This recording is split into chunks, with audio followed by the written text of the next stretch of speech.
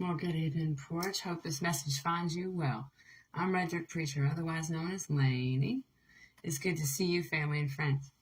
I wanted to talk about sovereignty, about spiritual sovereignty, and my definition of it. If you agree, keep on hanging out with me. Now, this is a long story, and there's many parts to it, but what I can bring is sovereignty in a spiritual way. I know when we speak of sovereignty, it's easy to go to universities and look at maps around the world and take sovereignty as a political statement, a very diplomatic statement, and get it lost and confused on the message that I'm giving today. My message is of spiritual sovereignty, the same spiritual sovereignty that Jesus Christ had when he stepped out of the tomb and found Mary Magdalene at his feet, basically trying to cling to him. He said, "Do not touch me," which in Latin is "nale me tangere." We have diffused that statement down to "do not tread on me." Yes, this is the same statement you'll find on the Gadsden flag. I, as a Christian, didn't know this. I, as a conscious Christian, found this out when the Lord told me to go find out what that flag had to do with him. And the golden thread between the Gadsden flag and Jesus was, "Don't tread on me, don't touch me not, nale me tangere."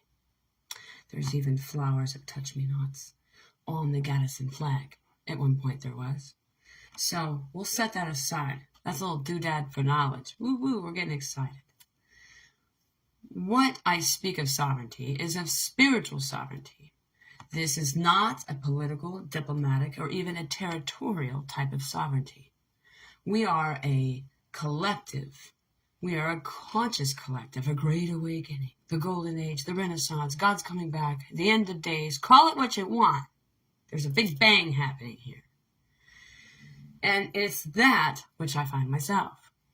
So when you look at the word sovereignty, spiritual sovereignty, it means freedom and absolute, and it's absolute alchemy. Sovereignty is freedom. This is why we have a sovereign God. We took that blueprint and we tried to be sovereign people in a sovereign land under God, because God is sovereign. Sovereignty is given to us by the Lord. Nale me tangere. Do not touch. Now see, as Jesus was annealed and resurrected in the Spirit, he had yet to ascend. Okay? Now we, the people, hear the message. Because it's not only just patriotic. It's not just only spiritual. It's both. It's usually always both. It's not one or the other. You'll start learning that. Amen. So this is a spiritual sovereignty we're speaking of. An archaic message that Moses sent of "let my people go." But unlike a physical slavery system that's obvious, we are in a mental slavery system. We are in a spiritual slavery system. And we're in an emotional, moral slavery system, and that which we need to be broken from. Okay, we've been here for a long, long time, so God's actually sending, and it's in my throat to let my people go. There is a spiritual sovereignty that's going to flush the land, and God says, "Let my people go." And what He wants them to be freed from is the bondages in the world. What the world tells us is different than what Jesus teaches and whispers to us. What preachers yell at us is different than what the Spirit whispers to us, teaches us. The world will tell you how to live your life. The world has a voice in how you're raised, how you act, where your boundaries are, what you call normal, what you don't. The world. Why? Why does? Now see, if we pay attention to what the world says and we honor that, we're not sovereign people. If we pay attention to what religion says, religion can keep us from so much in our lives, in love, and in the Spirit. Because it's a box, not a circle. Religion separate, by the way. So in some aspects, religion tells us who to love and who to hate. That's a loud voice. The world tells us who to love and who to hate. what to do with our lives. Religion tells us who to love and who to hate and what to do with our lives. The opinions of strangers, the opinions of neighbors is enough to tell us what to do with our lives, who to love, who to hate, how we present ourselves.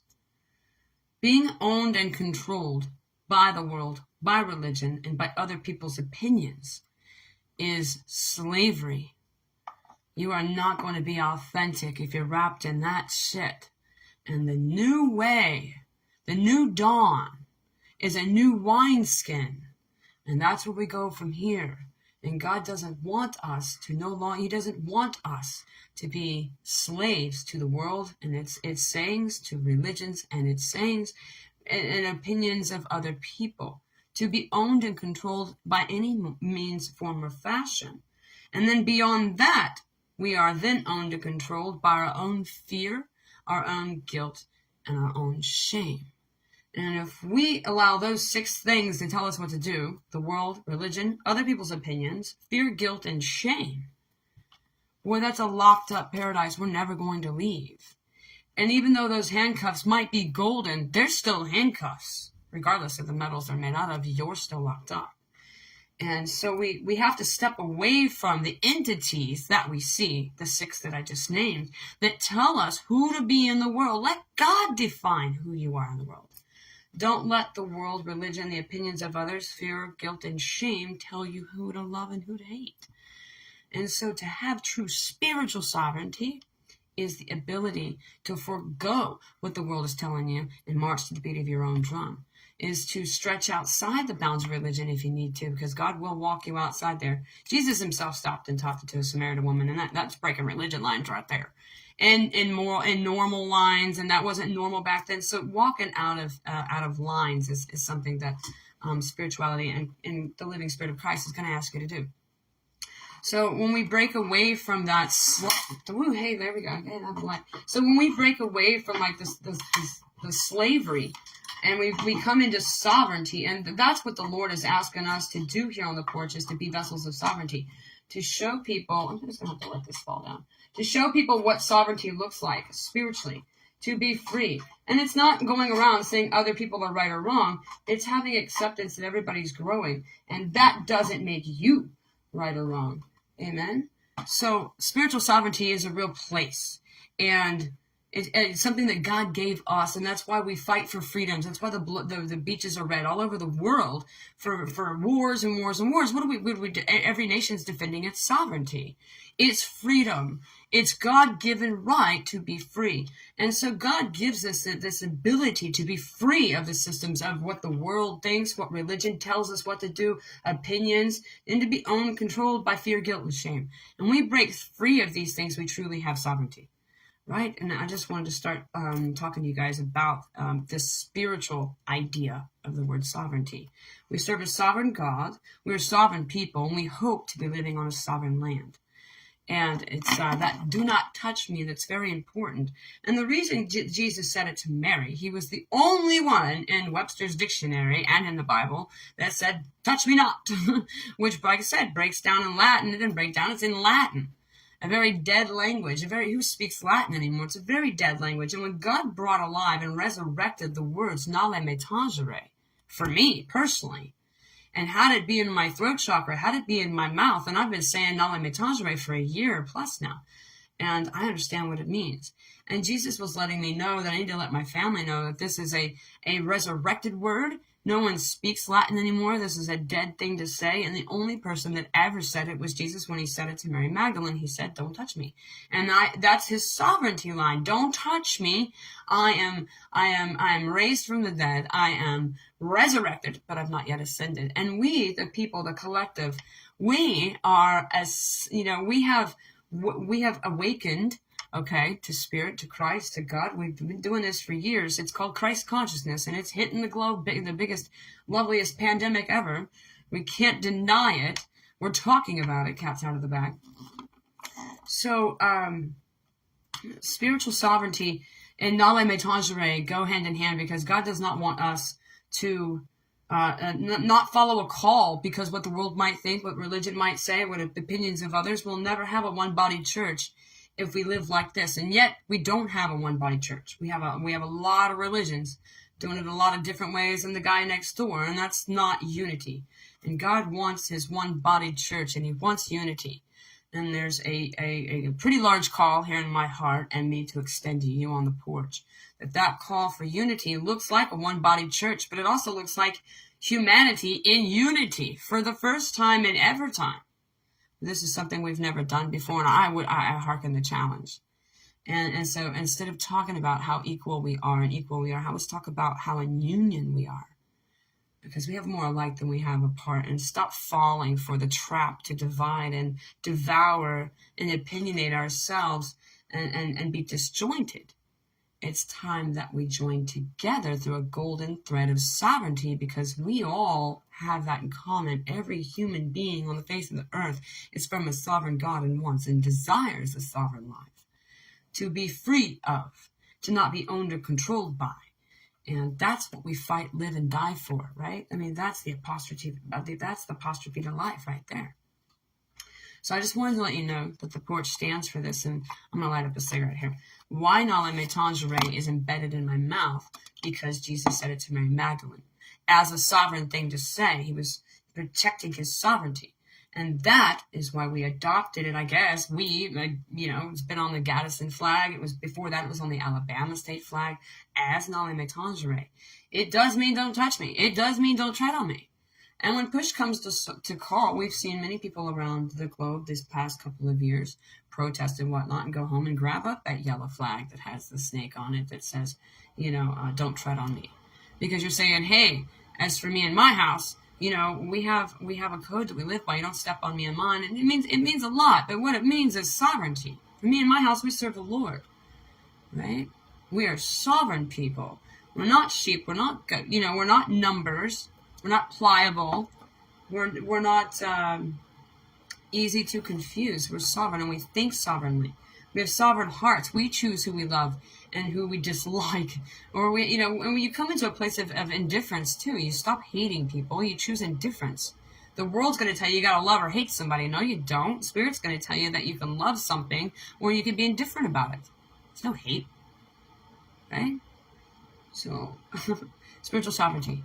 And we need to have it as a people. So the call to action I have is more of a we the people movement for the heartwood, for our hearts, for our spirits. It's not a we the people, or we're united as one through all of our different land masses and things like that. No, I'm looking for a call of unity of humankind, a humankind of kind humans. We can do this, and I believe that we can.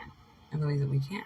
And I'm very much invested and have been invested in making this a call and a mission in my life, and getting ready to drop the ball and ask you guys to join me on a crusade to join the world for 1 hour in unity, to represent the spiritual unity that the world has right now in brotherhood, because we do. There's a lot of hearts that beat just like ours.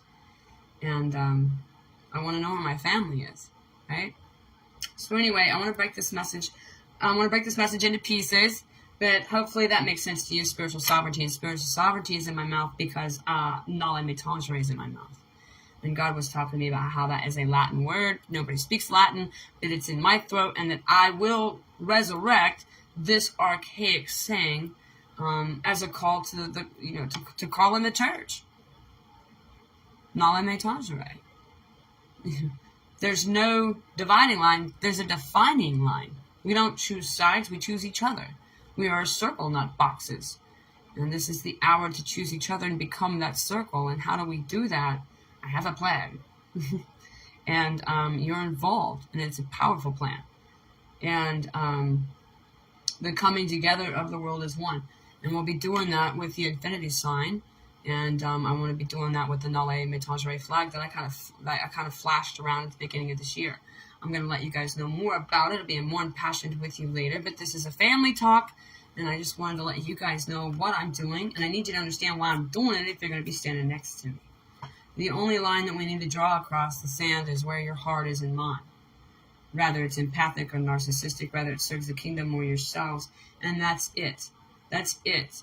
And if you're not down for love, then move to Mars. I mean, that's all it is. And so God is love and love is God. And the movement that I have in my throat and in my shoulders and my feet and on call for God, the call I have in my life is to ask for global unity, even for 1 hour.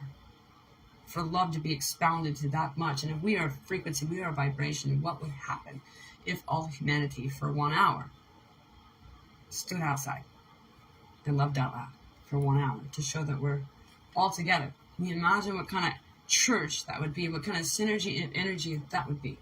What kind of beam that would send out to the universe? What kind of healing frequency that is? Resonant frequency is loud. And I think there's real power in something we've never done before, which is be united. And the only thing that the Lord gave me is like, the only way I could, because I asked God, how in the hell would I get everybody under the globe, everybody on the globe, or try to stand for one thing? We're all so different and opinionated, and Jesus said to me, easy. The sun gets up every day, and all of you are underneath it. The sky, you guys are all underneath it, all underneath one thing, every day. And if God's asking me to get the world to align under one flag, one thing, maybe it's not so hard after all. The sun and the moon and the blue sky do it all the time. We stand underneath one thing all the time. We are under one God all the time. Why don't we just do it out loud? That's not that hard, is it? So I'm a dreamer and a romantic and a kid and a troubadour, and there's part of me that still believes that this can be done. And I don't mind spending my lifetime a little bit just to see if I can't do it with my heart wide open. So what a better thing to live for or die for. So it's not just calling in a conscious crowd, it's calling in love. It's calling in brotherhood. We're all brothers and sisters under God. How hard is this? Can't be that hard. The birds do it all the time. The birds unite and fly and eat and make food and live and die underneath the same sky all the time. I never see a chicken fighting an eagle for sky space. But yet we got the humankind down here doing that very thing. It's kind of stupid if we can't even be better than the birds. So I'm going to challenge humankind to stand up. And that's where we're going anyway. That's where this great, awesome, conscious love movement is taking us anyway, is letting us see the bigger picture. And that we're all one big ass family. Whether it's one church of God, and people might stop because they don't believe in God. Well, still, you're in the human family. Let's unite the human family, all of humankind. You can agree to that. I mean, it doesn't matter how you cut it. You can stand up for this. This has nothing to do with religions, creeds, skin color. In fact, it's asking that skin color be transparent. It's asking that you only show up with love, and your heart wide open, not your mind judging, because nothing else matters at this hour. It's funny, we just went through a whole season where everything mattered, and I'm sitting here with the Lord going, it doesn't matter. Hashtag it doesn't matter. Hashtag it doesn't matter. Nothing matters besides love. That's why it's the greatest of all. And I want to help mankind show that out loud, and start with my heart, and light your hearts, and then we light up all the hearts, and we make a big change. And hopefully you're on board with me. Anyway, I just wanted to start schooling you guys on if you need to know how I got here, grab up on the porch and I'll tell you.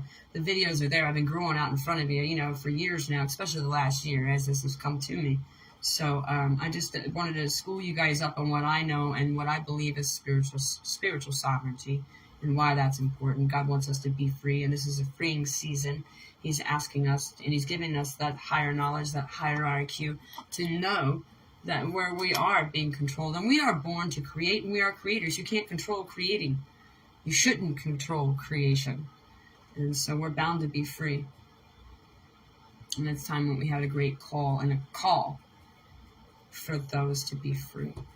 So, all right, I'll leave that there, and I'll keep talking to you. So I'll see you guys in just a little bit. Stay kind, stay out of your mind. Thank you so much for your support.